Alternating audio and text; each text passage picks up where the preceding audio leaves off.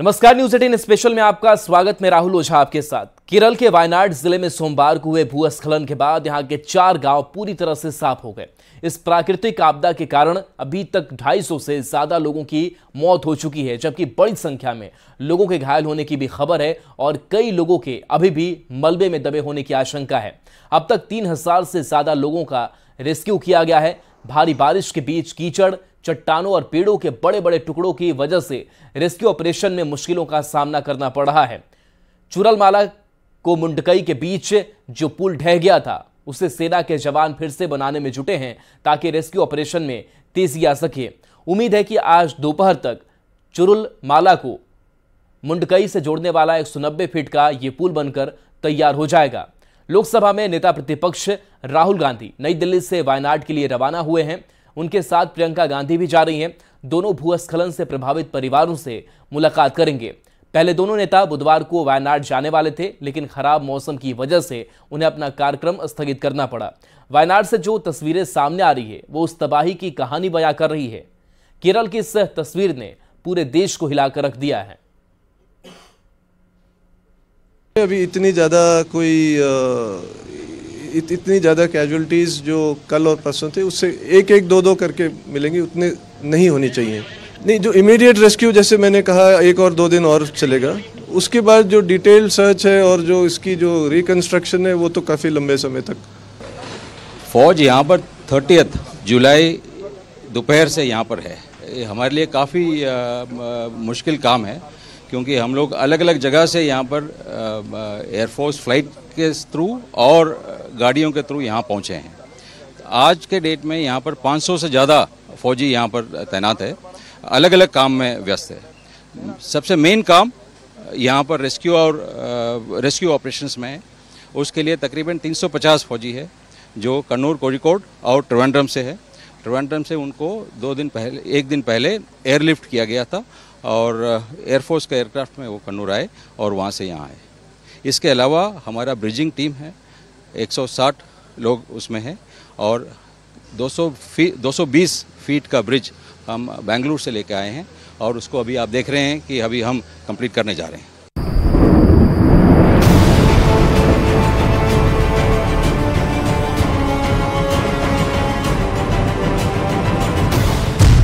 कुदरत के कोप से कांप उठा केरल। पहाड़ से आई तबाही वाली लहर, लैंडस्लाइड से थर्राया वायनाड शहर। ये प्रकृति के प्रहार की वो तस्वीरें हैं जिन तस्वीरों ने देखते ही देखते वायनाड के मेप्पाडी का नक्शा तबाह कर दिया। अभी लोग ठीक से सोकर उठे भी नहीं थे कि भारी बारिश के बाद पहाड़ से उतरी हाहाकारी लहरों ने बर्बादी का सायरन बजाना शुरू कर दिया।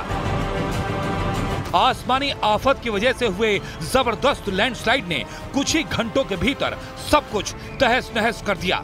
पहाड़ से उतरी हाहाकारी लहरों के सामने जो पड़ा, ये लहरें उसे बहाकर अपने साथ ले गई।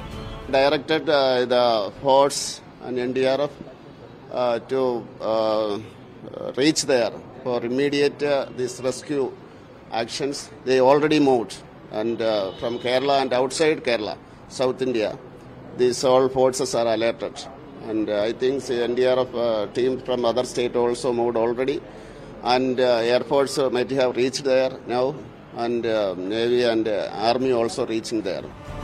कोई कुछ समझ पाता, इससे पहले ही सैलाब ने पूरे इलाके को घेर लिया। न सैलाब की जद में आने वाले इंसान बचे और न इंसानों द्वारा बनाई गई कोई इमारत। एक झटके में सैलाब और लैंडस्लाइड ने सब कुछ लील लिया। यही वजह रही कि देश के प्रधानमंत्री नरेंद्र मोदी ने कुदरत के इस रौद्र रूप पर अपनी संवेदनाओं को जाहिर किया। वायनाड के कुछ हिस्सों में लैंडस्लाइड से व्यथित हूँ। मेरी संवेदनाएं उन सभी लोगों के साथ हैं जिन्होंने अपने प्रियजनों को खोया है और जो घायल हुए हैं। उनके लिए प्रार्थना करता हूं। सभी प्रभावितों की सहायता के लिए रेस्क्यू ऑपरेशन जारी है। केरल के मुख्यमंत्री से बात की और केंद्र की ओर से हर संभव मदद का भरोसा दिया। पहाड़ से उतरी ये खतरनाक लहरें अपने साथ कई गाड़ियों को भी तिनके की तरह बहा कर ले गईं। आनन फानन में राहत और बचाव के लिए टीमों को लगाना पड़ा। लेकिन इस भयानक तबाही के बीच डैमेज कंट्रोल करना हरगिज आसान नहीं था। लेकिन जितना हो सकता था उतनी मदद लोगों तक तुरंत पहुंचाने की कोशिश की गई। इस दौरान सैलाब के बीच में फंसे कई लोगों को रेस्क्यू किया गया और उन्हें सुरक्षित ठिकानों तक पहुंचाया गया। Your heart goes out to all those families, and what I have been told is that the actual place of landslide, so far our teams have not been able to reach there because of heavy rain and because the river has changed its course. So your heart goes out to them, and you can only pray to God to help in this situation. At this point of time, the government of Kerala is trying its level best to reach out to people and save the people, and whatever possible from the part of the state government, they are trying to do it. लेकिन सवाल ये कि क्या ये तबाही यहीं रुकेगी? क्योंकि मौसम विभाग ने केरल के 4 जिलों कोझिकोड, मलप्पुरम, वायनाड और कासरगोड के लिए रेड अलर्ट जारी किया है, जबकि पथानामथिट्टा, अलापुझा, कोट्टायम, एर्नाकुलम, इडुक्की, त्रिशूर और पलक्कड़ के लिए ऑरेंज अलर्ट जारी किया गया है। यहाँ बारिश इतना तेज है कि रेस्क्यू ऑपरेशंस को बहुत दिक्कत हो रहा है। मोर सेंट्रल फोर्सेस और स्टेट फोर्सेस के सहयोग से हम कोशिश कर रहे हैं कि ज़्यादा लोगों को बचाए इस लैंडस्लाइड से, और ज़्यादा फाइनेंशियल असिस्टेंस ये दोनों सरकार के द्वारा उन परिवारों को मिल जाए। वायनाड में आए सैलाब के बाद रेल यातायात पर जबरदस्त असर पड़ा है, जिस वजह से ट्रेनों को भी रद्द किया गया है। फिलहाल राहत और बचाव की टीमें रेस्क्यू में जुटी हैं और नुकसान का आकलन कर रही हैं, क्योंकि जो तस्वीरें इस वक्त दिखाई दे रही हैं वो यही साबित कर रही हैं कि अभी इस कुदरती आपदा से निपटने में अच्छा खासा वक्त लग सकता है। वायनाड में हुए भूस्खलन का मामला, वैशाली के 14 लोग त्रासदी के शिकार हुए, 9 लोग स्वस्थ और सुरक्षित हैं। एक महिला का शव बरामद किया गया है, एक व्यक्ति का इलाज जारी है, 3 लोग अभी भी लापता हैं। डीएम यशपाल मीणा ने इसकी जानकारी दी है। तो वायनाड भूस्खलन का असर काफी ज्यादा देखने को मिल रहा है। वैशाली के 14 लोग इस त्रासदी के शिकार हुए हैं, 9 लोग स्वस्थ और सुरक्षित बताए जा रहे हैं। वहीं एक महिला का शव बरामद किया गया है।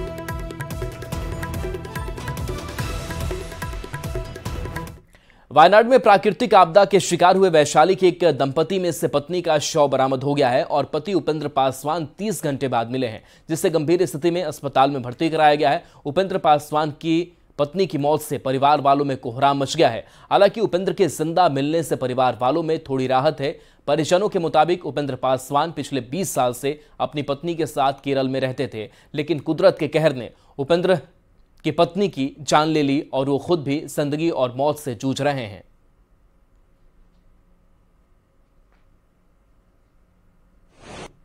परसों चौथा रोज दुर्घटना 10 बजे दुर्घटना हो गई। क्या सूचना मिला था?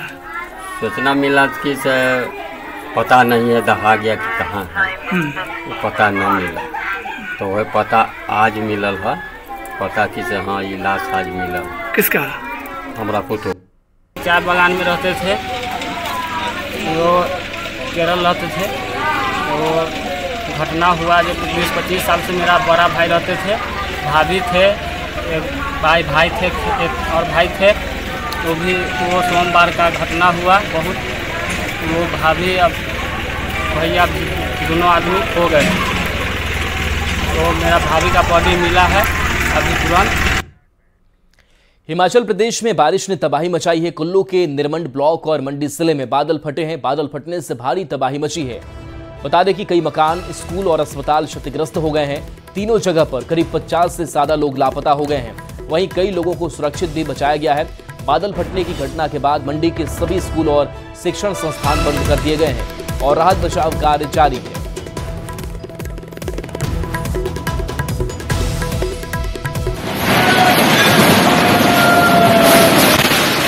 आपको दिखा रहे हैं कैसे पल भर में धाराशाही होती हुई बिल्डिंग नजर आ रही है। बादल फटने से कुल्लू में तबाही मची है। गाड़ियां और मकान पानी में बहे हैं। ये तस्वीर आपको दिखा रहे हैं। बताया जा रहा है कि करीब 50 से ज्यादा लोग अभी लापता हैं। कुल्लू के निरमंड ब्लॉक और मंडी जिले में बादल फटे हैं। बादल फटने से भारी तबाही की तस्वीर सामने आई है, जहां कई मकान, स्कूल और अस्पताल क्षतिग्रस्त हो गए हैं। ये तस्वीर देखिए, बस कुछ सेकेंड और इस कुछ सेकंड में ये बिल्डिंग धराशायी होता हुआ नजर आ रहा है।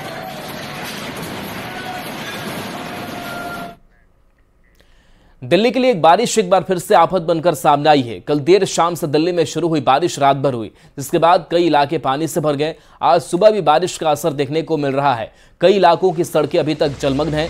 बारिश से हालात खराब होने के चलते आज दिल्ली में स्कूलों की छुट्टी कर दी गई है। वहीं देर रात हुई बारिश के कारण 2 लोगों की मौत की भी खबर है। पुलिस के मुताबिक 22 साल की तनुजा और उनका 3 साल का बेटा प्रियांश गाजीपुर क्षेत्र की खोड़ा कॉलोनी के पास साप्ताहिक बाजार में गए थे। इस दौरान वो फिसल गए और एक नाले में गिर गए। अधिकारी ने कहा कि दोनों को गोताखोरों और क्रेन की मदद से निकाला गया और लाल बहादुर शास्त्री अस्पताल ले जाया गया, जहां डॉक्टरों ने उन्हें मृत घोषित कर दिया।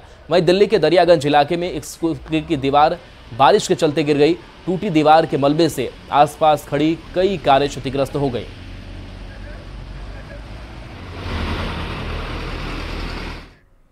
बिहार में बारिश की स्थिति अगले 3-4 दिन में और बेहतर होंगी। मौसम विभाग के अनुसार 3 अगस्त से 6 अगस्त के दौरान पटना सहित सभी जिलों में गरज के साथ अच्छी बारिश की संभावना है।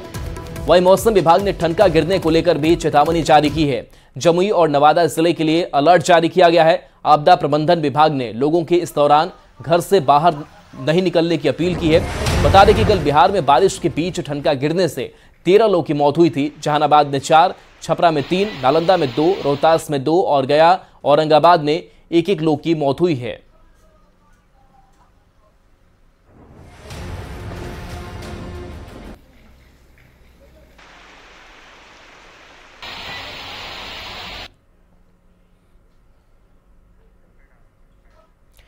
बिहार में अब बालू की होम डिलीवरी होगी। खनन विभाग ने बड़ा फैसला लिया है।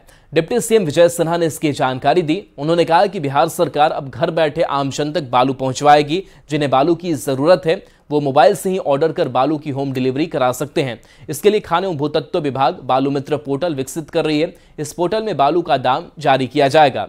खरीदार बालू के दाम की तुलना कर अपने पसंद की बालू ऑनलाइन ऑर्डर कर सकेंगे। सभी ट्रांसपोर्टरों का भी निबंधन और गाड़ी के प्रकार के बारे में भी जानकारी के साथ बालू ढुलाई का किराया भी दर्ज रहेगा।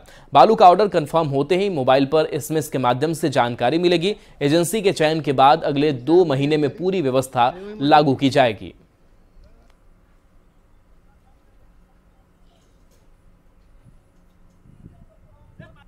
आज पूरी पारदर्शिता के साथ, सुगमता के साथ बालू, गिट्टी या अन्य लघु खनिजों की उपलब्धता हम सुनिश्चित करने के लिए जो एक पोर्टल विकसित किए हैं, बालू मित्र पोर्टल विकसित कर करके उस पर आप ऑर्डर दे सकते हैं। रेट भी निर्धारित रहेगा, गाड़ी का ट्रैकिंग भी होगा, सबको सहूलियत होगी।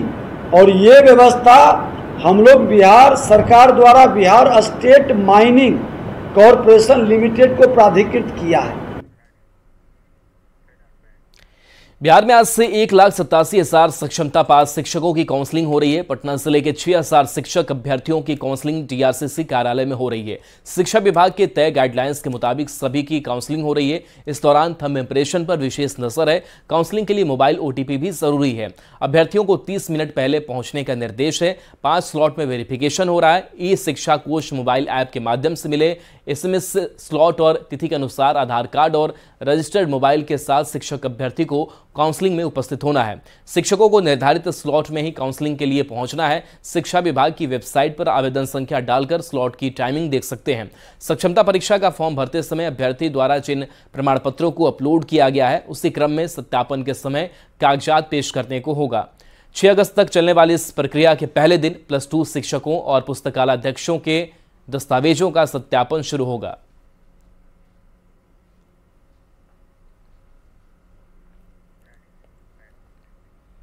सक्षमता पास शिक्षकों की आज से काउंसलिंग शुरू हो गई है। पटना समेत सभी जिलों के डीआरसीसी कार्यालय में काउंसलिंग हो रही है। प्राइमरी से लेकर +2 शिक्षकों की पूर्व से निर्धारित शेड्यूल के तहत काउंसलिंग हो रही है। काउंसलिंग को लेकर सक्षमता पास शिक्षक बेहद खुश नजर आ रहे हैं। पटना से ज्यादा जानकारी दे रहे हैं न्यूज 18 संवाददाता अमित कुमार। पास शिक्षकों की आज से काउंसलिंग शुरू हो रही है और यहाँ देख सकते हैं कि जिला निबंधन सह परामर्श केंद्र पटना की ये तस्वीर हम दिखा रहे हैं। यहाँ पे सक्षमता पास जो शिक्षक हैं वो पहुंचे हैं और बारी बारी से सभी की जो काउंसलिंग है वो शुरू होगी। सुबह 9 बजे से ये काउंसलिंग शुरू होने वाली है और इसको लेकर के ये लोग पहले ही यहाँ पे पहुंचे हैं, तो हम बात भी करते हैं। सर क्या नाम हुआ? प्रीति जी। सक्षमता के शिक्षक हैं जी, काउंसलिंग के लिए आई है जी पूरी तैयारी जी। जो डॉक्यूमेंट्स बोला गया है लेकर आए हुए हैं, तो अब देखते हैं, काउंसलिंग देख लिए। आपको ऑल द बेस्ट है। आप भी काउंसलिंग के लिए आई हैं? क्या नाम हुआ? सुनीता वर्मा। कहाँ से आई हैं आप? हम आए हैं रामकृष्णा नगर जी। आज बुलाया गया काउंसलिंग को लेकर, कौन कौन से डॉक्यूमेंट लेके बुलाया गया आपको? मैट्रिक का प्रमाण पत्र, जितने डॉक्यूमेंट्स हमें भरने में लगे थे फॉर्म, वो सब, फिर आधार कार्ड, पैन कार्ड और चेक, कैंसिल चेक, ये सब लेके आए। सर क्या नाम हुआ आपका? सक्षमता के लिए आए? जी जी जी। कहाँ से आए? मोकामा से। इससे भी किसी जॉब में थे या पहली जॉब होगी? या इस नियोजित टीचर थे। अब जो है वो रेगुलर टीचर? हाँ, सक्षमता के बाद जो है राजकर्मी बन जाएंगे। तो ये दिनेश जी हैं जो मोकामा से आए हैं और बाकी शिक्षकों को भी देख सकते हैं कि तमाम जो लोग हैं वो काफ़ी दिनों से यहाँ पे जो है इंतजार में थे कि इन्हें जो है नौकरी मिलेगी, तो यहाँ पे आई हैं। कहाँ से आई हैं? क्या नाम हुआ आपका? बताओ। मेरा दीपमाला, फतुआ से आई हूँ मैं। फतुआ से। इससे पहले भी किसी जॉब में थी या पहला नौकरी होगी है आपकी? नहीं, हम लोग तो नियोजन में थे ना।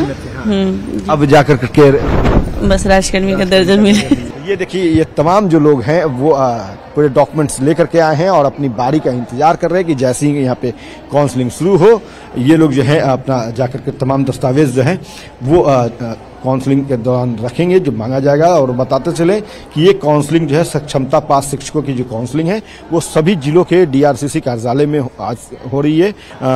स्लॉट वार कागजों का सत्यापन होगा और काउंसलिंग के जो दस्तावेज जो है उसको लेकर के ये तमाम जो गाइडलाइन है उसके तहत ये लोग पहुंचे हैं। तो कह सकते हैं कि राजकर्मी का दर्जा पाने के लिए इन लोगों ने काफ़ी संघर्ष किया और आज वो सुखद दिन है जब ये लोग जो हैं वो राजकर्मी का दर्जा प्राप्त कर लेंगे।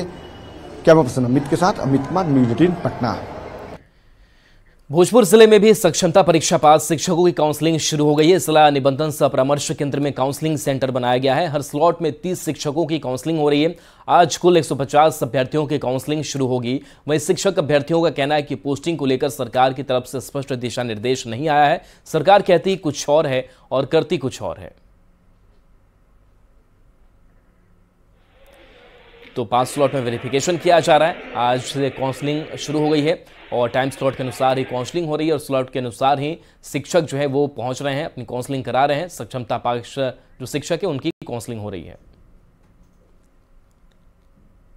सरकार के द्वारा आयोजित सक्षमता परीक्षा पास किए हुए अभ्यर्थियों का आज से काउंसलिंग हो रहा है और इस वक्त हम मौजूद है भोजपुर जिला के निबंधन सह परामर्श केंद्र में, जहाँ की देखिए काफी संख्या में जो अभ्यर्थी है वो काउंसलिंग के लिए पहुंचे हुए हैं। आज लाइब्रेरियन और +2 के शिक्षकों की काउंसलिंग होने वाली है और उसको लेकर के यहाँ तमाम तैयारियां की गई है। तमाम जो पदाधिकारी हैं वो बैठे हुए हैं और बारी बारी से जो शिक्षक अभ्यर्थी हैं उनकी काउंसलिंग की जा रही है। सुबह से ही इस काउंसलिंग को लेकर के जो अभ्यर्थी हैं वो पहुंचे हुए हैं।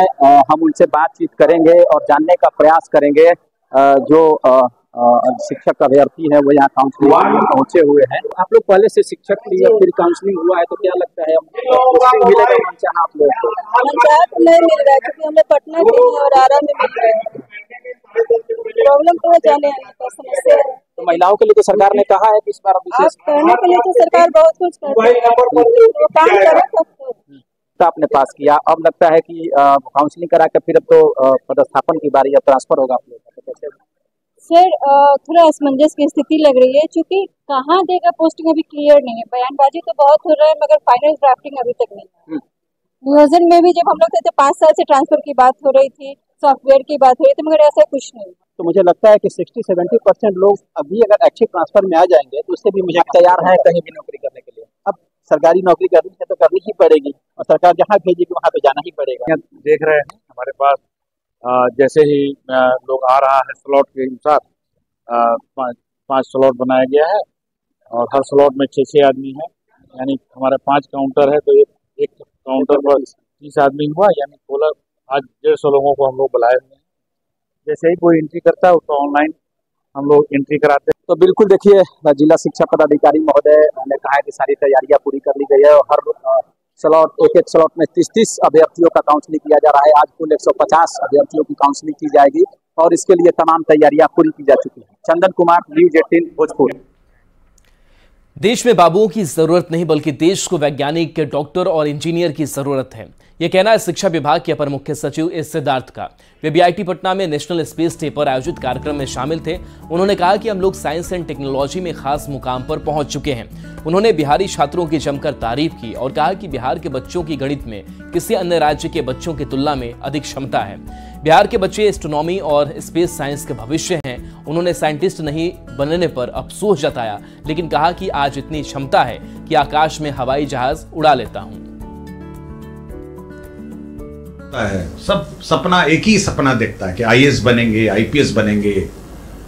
ये थोड़ा गड़बड़ा गया, थोड़ा कि सब सोचता कि हम आईएएस बनेंगे, आईपीएस बनेंगे। देखिए ये कोई बहुत बड़ी बात नहीं, आईएएस आईपीएस बनना कोई बड़ी बात नहीं, लेकिन एक साइंटिस्ट बनना, एक अच्छा प्रोफेसर बनना, एक अच्छा स्टूडेंट बनना, अच्छा टीचर बनना,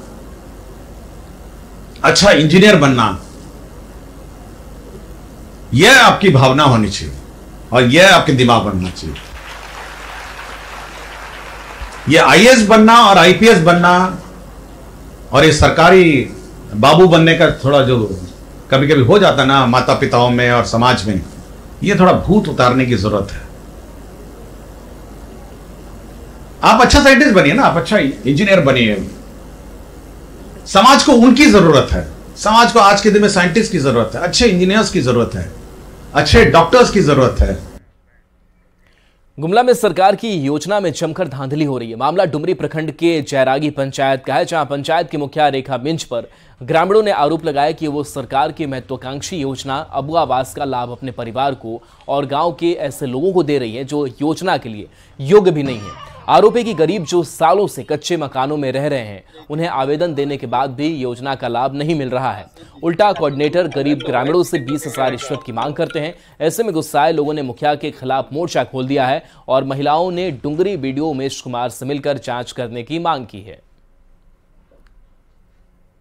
घर निकला बोल के बोलती है मुखिया, हाँ बोलते हैं, मिलने के कोई ठिकाने नहीं है। जिसका मकान है वो लोग को मिल गया, हम लोग का खपड़ा घर के देखिए ना मिल रहा है उसको। रहलक खपड़ा ढिकरा घर ही का बेटा होना है घर में, एगो बेटा घर मनलक, एगो बेटा डेटे हो गलक, ओकर बाद में घर दूरा के ठेकाना के बेस आदमी के घर मिला थे। मुखिया के बेटा मन के बेटी मन के घर मिला थे, हमरे मन के जरूरी घर रहलक से घर नहीं मिला। घर का स्थिति बहुत खराब है, हम दूसरा जगह रेंट में रहते हैं और जब घर का फोटो और लेके गए हम कोऑर्डिनेटर जगह, तो कोऑर्डिनेटर बोला कि 20-20 हज़ार का सेटिंग करो ना, हम करवा देंगे साथे 3-4 जन का। उमा शंकर नाम है कोऑर्डिनेटर का, और 20-20 हज़ार रुपया बोलता है। 20 हज़ार रुपया रहेगा तब ना, 20 हज़ार रहता तो हम खुद छड़वा लेते घर को। आज के आलोक में जो दोषी पाए जाएंगे उन पर कार्रवाई करेंगे। और चलिए न्यूज़ 18 बिहार झारखंड पर खबरें आपके लिए लगातार जारी हैं।